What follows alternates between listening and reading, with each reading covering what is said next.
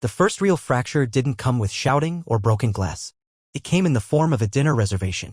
Thursday, 7 p.m. A steakhouse we'd never been to, tucked behind some wine bar in Capitol Hill. I'd booked it because I thought we needed something fresh, not in the relationship-saving sense, just something off the routine. Something human.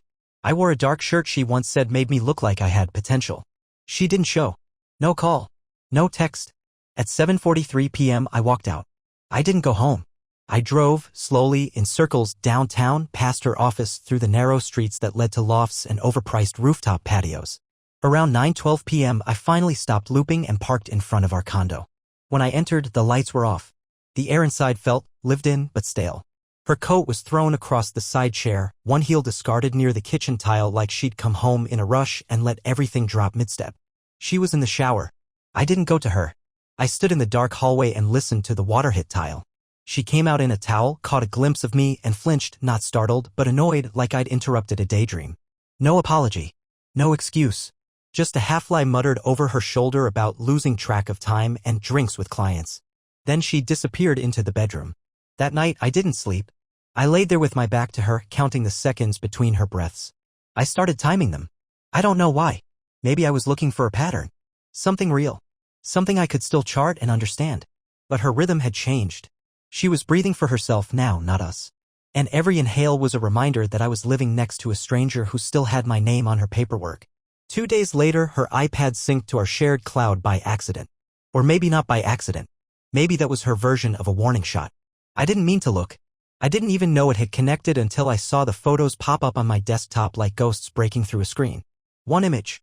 Then 2. Then 7. Blurry selfies in someone else's condo. A man's hand on her thigh. Laughter in mirror reflections. 1 video clip where she said his name twice in a whisper that didn't belong in any universe I was part of. I didn't rage. I didn't cry. I copied them all to a flash drive and deleted them from the cloud. Every last one.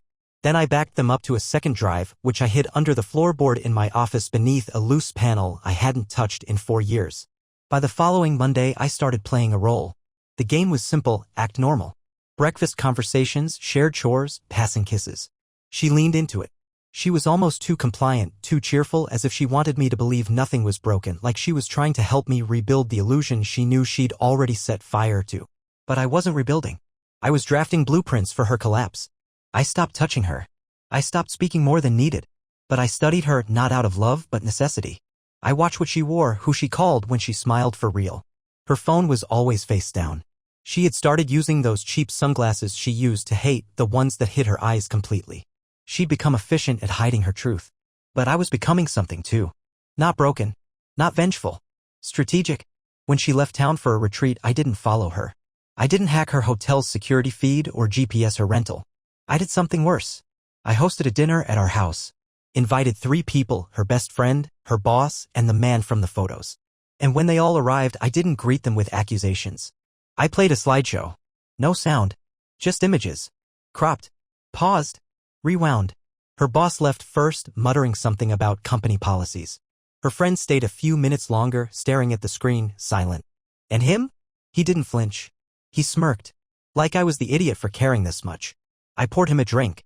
You think you've won something, I said calmly, but I'm not even in the game anymore. He looked confused. I smiled.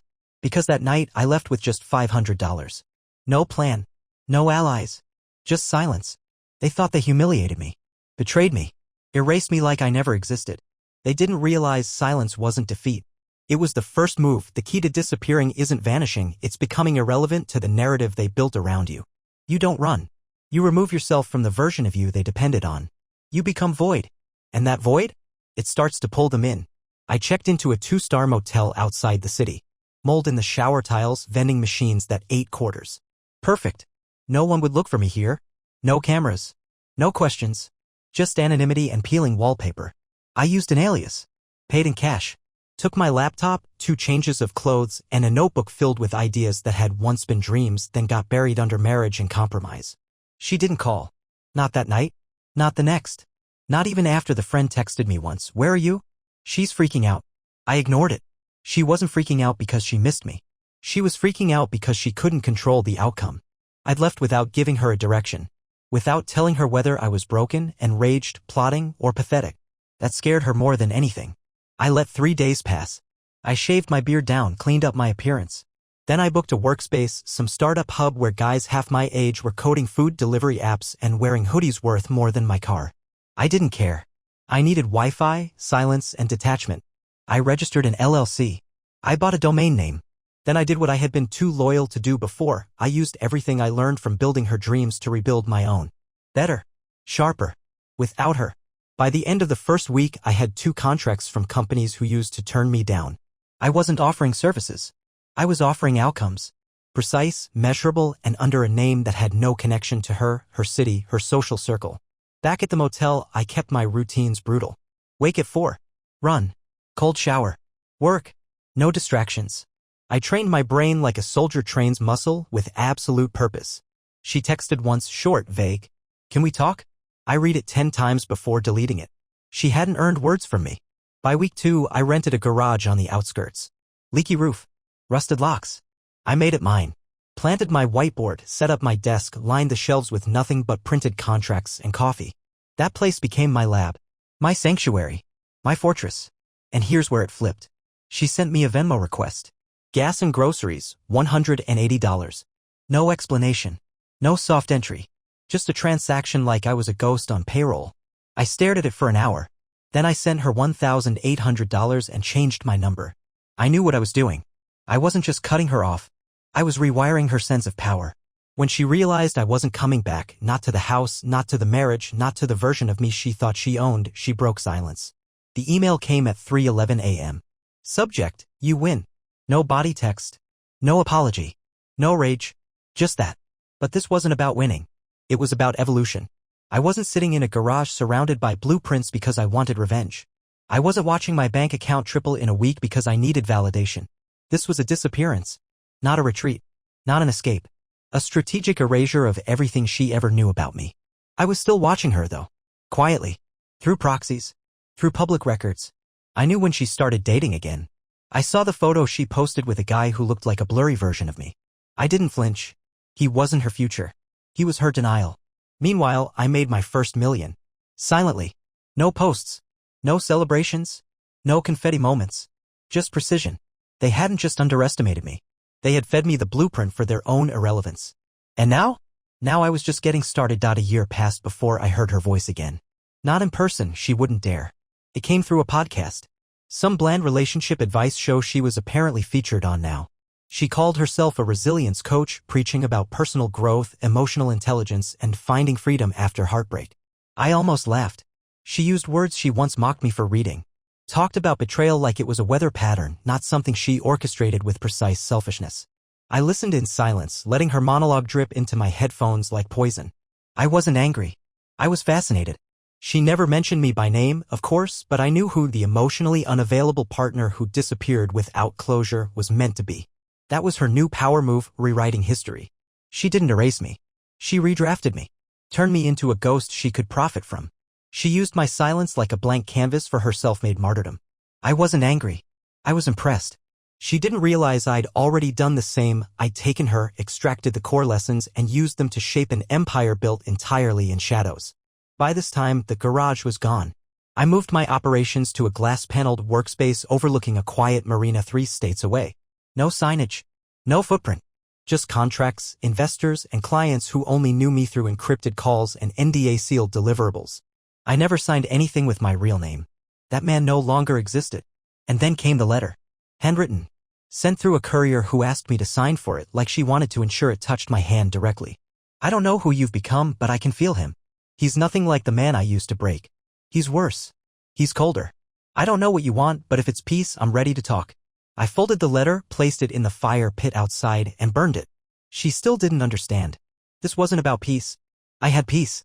It lived in the silence between executed contracts and wire transfers. It came in the form of control, not over her, but over myself. Over what she could no longer reach. Still, I wanted one last thing. Not revenge. Not confrontation. Something cleaner. She was organizing a retreat, some overpriced self-love weekend in a rented mansion in Santa Fe. 40 women. 5 days. She called it the renewal. I called one of the investors funding the property rental. He was a former client. I didn't even have to ask for much. I just made a comment, strategically placed, funny. That place? I think there's some zoning issue. Heard it's not licensed for group events. He made a few calls. The retreat never happened. The location pulled out. She posted a video 2 days later, eyes puffed, voice shaking, talking about logistical sabotage and people trying to dim her light. Her followers sent her flowers. Messages of support. She soaked it up like gasoline. Played the victim flawlessly. But this time I wasn't in the audience. I was the shadow behind the curtain. Still, I wasn't cruel. I wasn't stalking or harassing. I was simply reminding the universe that some people build legacies not through war but through the refusal to be erased. And yet, even as I watched her world start to buckle under the weight of its lies, I felt no satisfaction. No joy. Only clarity. She hadn't ruined me. She had released me. And now, the only version of me she'll ever see is the one standing so far above her reach she'll spend the rest of her life convincing people I never existed. It was raining the day the settlement papers arrived. Not divorce papers she never filed. That would have required her to admit even privately that the marriage was already a tombstone. No, these were financial documents. She wanted to discuss division of assets as if our bond could still be calculated in square footage and savings. She'd hired a firm. One I recognized. I'd once given their junior partner a 3-month mentorship when he was fresh out of law school, eager and naive. I sent him a note back. I hope she's paying you in advance. There wasn't a penny she was entitled to. I'd left the house. The accounts. The business registered in my name? Dead. The real work, the real empire, lived in LLCs built offshore, in trusts assigned to names that didn't belong to me anymore. I'd made sure the man who walked away that night with $500 no longer existed on paper. She sent a message through her lawyer the following week. A string of words so absurd it made me sit back and reread it twice. He's playing the long game because he's bitter. I just want us both to move on with grace. Grace. That word nearly made me laugh out loud.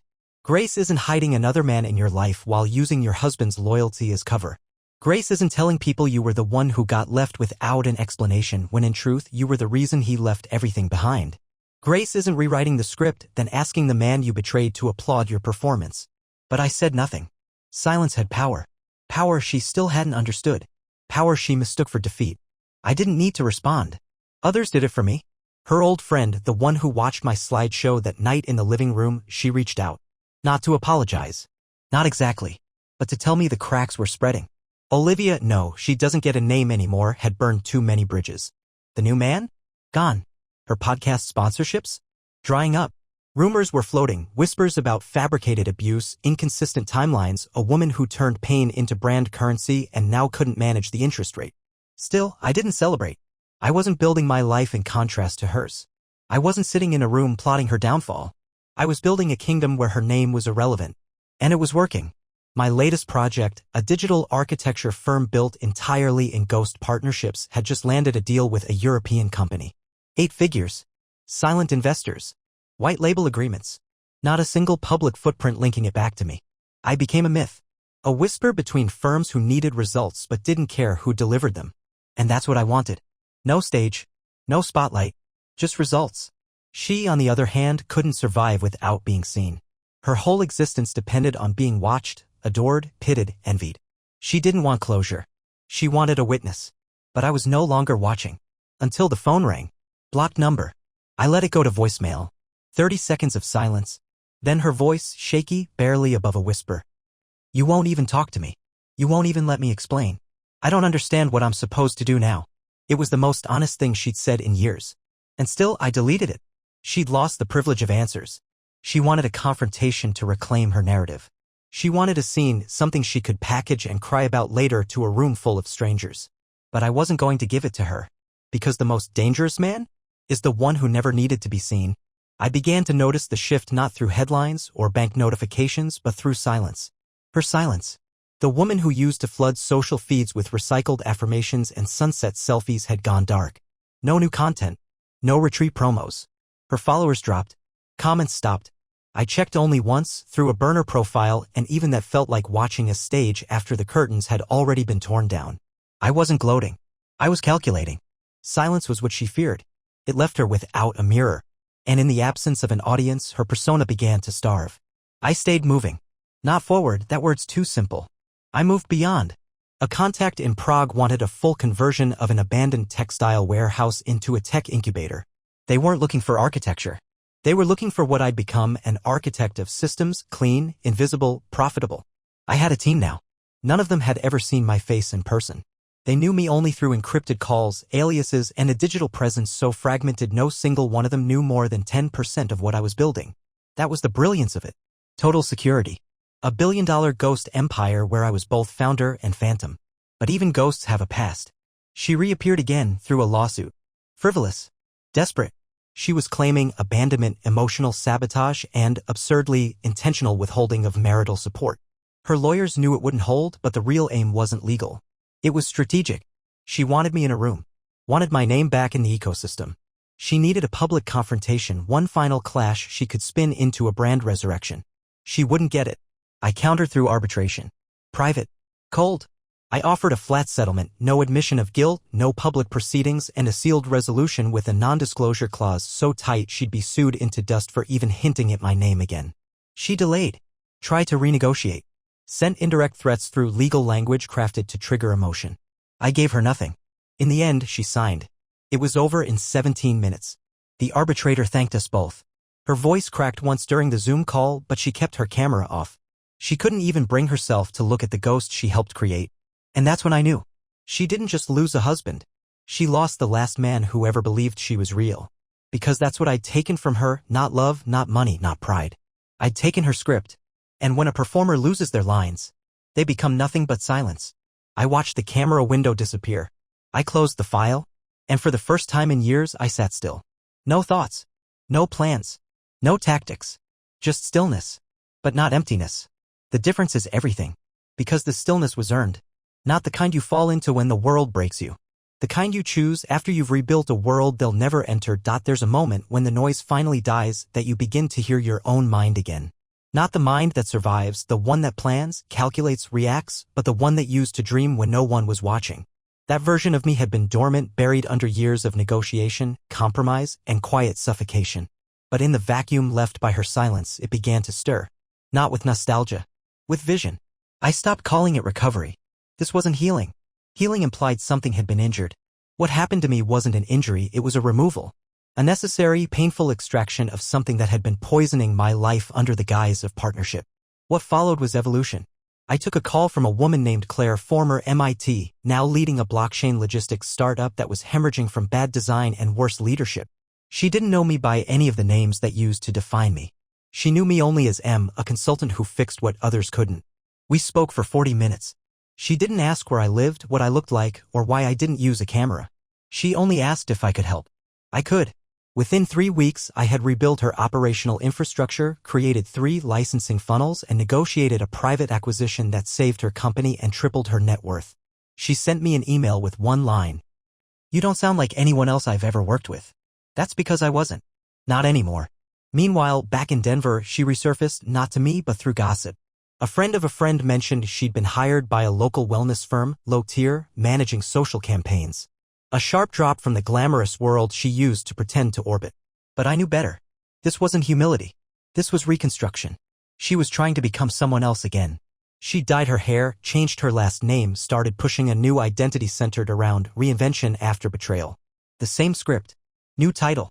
What she didn't realize was this: when you keep shedding skins to manipulate outcomes, eventually you rot from within. Reinvention without accountability is just deception in drag. I never spoke to her again. But her presence flickered here and there. Once I received an anonymous message through my encrypted contact form. "I still remember the night you disappeared. It was the most honest moment we ever had. No name. No signature. But I didn't need one. It wasn't a cry for reconciliation. It was a quiet confession." She knew. She'd always known. That night, the night I vanished, wasn't an exit. It was a declaration. That everything she believed about control, about emotional warfare, about manipulation through proximity, it only worked as long as I stayed visible. And now? She couldn't even cast a shadow over me. Because you can't outrun a man who's become untouchable. Not famous. Not feared. Untouchable. They say closure is a myth, but I disagree. It's real. It just doesn't come in the way people expect. It's not a teary conversation over coffee or some letter drenched in regret and romantic delusion. Closure doesn't knock politely on your door. It waits. Quietly. Until one morning you wake up and realize you haven't thought about them in weeks. That their name doesn't conjure anger or longing, just absence. The kind of absence that feels like clean air after months of breathing smoke. That morning came for me in Lisbon. It was late spring. I was there to finalize a distribution agreement for a global logistics chain, another silent deal in a long line of silent victories. The boardroom was high up in a building with glass on all sides. You could see the water from the windows, the kind of view you don't admire, you command. After we signed, one of the executives turned to me and said, "You're the most unpredictable force I've ever worked with." I didn't respond. I didn't need to. But inside I thought, good. Because predictable men get used. Expected men get studied, manipulated, betrayed. But the ones who become unpredictable? They become storms. Silent. Controlled. Unstoppable. Later that night, walking along the riverbank, I passed a couple arguing in hushed tones. It stopped me. Not because I cared, but because for the first time in over a decade I didn't relate. I didn't feel the urge to fix, to interfere, to decode. I just walked on. I had become a man outside the realm of petty human conflict. That's when my phone buzzed. Private server. Internal alert. She had tried to trace me again. Not directly, she was smarter than that. Or thought she was. She hired someone. Digital fingerprinting. Attempted to breach one of the satellite shells I used to operate off-grid. Sloppy. The kind of move made by someone desperate, not dangerous. I didn't retaliate. I upgraded firewalls, moved the shell, triggered a silent flag on her device that would track every future ping without her knowing. And I left her in the dark exactly where she belonged. She wanted to know how I'd done it. How I'd rebuilt what she broke. How I had gone from the man who once begged for her attention to the entity she couldn't even locate. But the answer was simple. I didn't win through revenge. I won through disappearance. Not the kind where you run and hide, the kind where you erase the version of yourself they thought they could control. Where you stop trying to be remembered and start designing a life so elevated, so precise, that their memory is a weight you no longer have to carry. She couldn't find me because she wasn't looking for the man I became. She was still searching for the one she destroyed. But he's gone. Replaced by silence, strategy, and a system so airtight that even if she somehow stumbled into my orbit, she wouldn't recognize the temperature. She still speaks about me, I've heard. At panels. On streams. To anyone who'll listen. She tells a story about a man who left her without a word and how she rose from the ashes. But we both know the truth. She was never the fire. I was. And she didn't survive it.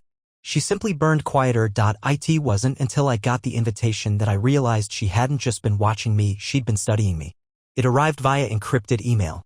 Addressed not to my name but to an alias only 2 people had access to. One of them was now buried under a non-disclosure agreement so tight he couldn't even whisper about me in his sleep. The other, well, she had always been good at finding cracks in places she shouldn't belong. The message was short. I'm speaking at the summit in Zurich. I know you're on the list. If you attend, don't sit in the back. You were never made to hide. No signature. No flourish. Just the kind of bait you drop when you think someone still hungers for your attention. I didn't reply. But I booked the flight. Not because of her. Not to confront or reignite. I had a different reason, a silent partner I was meeting, someone with access to a data vault that would finally close the loop on an 8-month build. Zurich just happened to be the intersection. Fate, maybe? Or maybe the universe wanted her to see what she'd made and what she lost. The summit was a polished machine, security, press, layers of elites masquerading as visionaries. Everyone smiling too wide. Everyone scanning for the next power play. I wore a gray suit. No tie. No badge. No logo. Just presence. She took the stage on the second day. Same voice. Same posture. Different narrative. She didn't mention me directly, she never did. But she spoke about a man who taught her the price of ambition. Who vanished without closure, leaving her to rebuild from nothing. The audience nodded. A few women dabbed their eyes like they were watching a redemption arc unfold in real time. What they didn't know is that the very chair she was standing on, the stage lights above her, the event security filtering the room, all of it had been partially financed by a holding company registered through my shell firm. I didn't sponsor her. I sponsored the floor beneath her. After her talk, she mingled. Laughing. Floating between clusters of influencers and investors like a shadow dipped in perfume. And then she saw me. She didn't show it. But she paused. For a split second, the fabric of her mask stretched. Then it was gone, replaced by that pristine, curated smile she'd weaponized for years. She walked toward me. We didn't speak. She stood there, inches away, in front of a man she once knew like scripture. And when her lips parted to say something rehearsed, I raised a hand. Not to silence her. To show her my phone. The screen displayed a wire transfer, one she didn't know existed, from a licensing deal that had just absorbed a firm she'd been chasing for months. Not a hostile takeover. A quiet one. The room around us kept buzzing, laughing, drinking. But in that moment, between us, there was nothing. She stared. Her mouth stayed open. And then she nodded, just once, small, sharp, final. Not in apology. In recognition. Recognition of something irreversible. I hadn't just escaped her orbit. I had swallowed it. She didn't say goodbye. She turned and walked away, disappearing back into the noise she couldn't survive without. I left before the closing ceremony. Outside, the air was cold and clean. And for the first time, I didn't feel like a man who had survived betrayal. I felt like a man who had transcended it. And she? She would have to live with the knowledge that the closest she'd ever get to power again was the echo of mine. There comes a point in silence where it stops being a tool and becomes an identity. I no longer felt like I was keeping quiet. I was quiet. Not because I lacked things to say, but because no one left in that old world deserved to hear them. The man she knew, the one who sought truth, explanations, closure, had dissolved. What remained was something else entirely. A construct built on precision, pattern, and control. The final fracture came not from her, not directly. It came through a request from a media house. They were building a documentary, Digital Disappearances, The Men Who Walked Away. A producer had traced whispers of my companies, the deals without faces, the architecture of systems too flawless to be random. She didn't know my name, but she had a theory. And that theory? It led her straight to the woman who used to wear my ring. Because even after everything, the NDA, the settlements, the erase tracks, she couldn't help herself. She had hinted at me again. Not publicly. Not obviously. But in a confidential pre-interview, she dropped phrases only someone on the inside would recognize. She thought she was being careful. Clever. Like always. But the media house reached out to verify. And that was her mistake. I didn't send a cease and desist. I didn't call her or threaten legal action. I did something worse. I sent the producer a single file. Encrypted. Timestamped. Verified. A voice recording 3 years old, her, laughing with the man she once swore she never knew, mocking the idea of emotional fidelity. A recording I'd archived and never used. Until now. It wasn't revenge. It was truth. A raw, unedited audio of her disqualifying her own story. Of her reducing our marriage to convenience and optics. She sounded different in it. Younger. Crueler. Real. The producer killed the documentary. The funding was pulled within 72 hours. She didn't reach out. Not this time. I think she finally understood. There would be no war. No final argument. No third act redemption arc where we sit across from each other in some overpriced cafe and pretend we're older, wiser, healed. She had spent years trying to provoke a response. What she didn't grasp was this. My greatest retaliation was to outgrow the very need for one. You can't fight silence. You can't beg it to explain itself. You can't negotiate with someone who has nothing left to prove. That week, I launched my final platform, a private intelligence tool for investors built on algorithms that traced risk patterns and emotional instability in leadership teams. My clients didn't just want numbers anymore. They wanted certainty.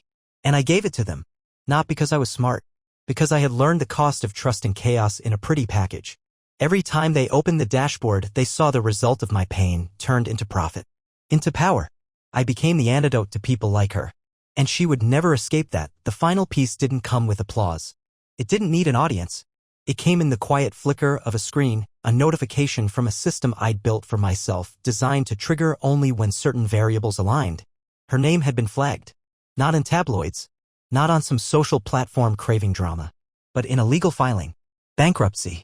Her firm, the last remnant of the brand she tried to reinvent after burning the last one to ash, had folded.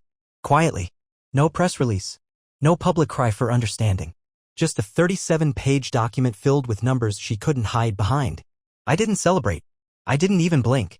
I archived the file, logged it under irrelevant echoes, and went back to my meeting. The man across the table was a billionaire with bloodless eyes and a trembling hand. He wanted to buy influence, media, soft politics, control without fingerprints. I told him no. Not because I couldn't deliver, but because I no longer sell power to men who don't understand how to vanish. After the meeting, I walked to the edge of the rooftop, stared out over Tokyo's skyline. Below me, light, noise, urgency. Above me, stillness. Quiet. That's what I had become. Not part of the chaos. The eye of it. I left with just $500. No plan. No allies. Just silence. They humiliated me. Betrayed me. Erased me like I never existed. But silence became my weapon. I didn't come back to fight. I came back with power, precision, and a plan. And I made them watch me win without even lifting a finger. From a dusty garage to a billion-dollar ghost empire. I built everything they thought I never could. This wasn't revenge. This was a calculated disappearance. I'm not the man they remember. I'm the shadow they'll never outrun. The most dangerous man? the one who never needed to be seen. And now all that's left of her in my world is silence, exactly where she belongs.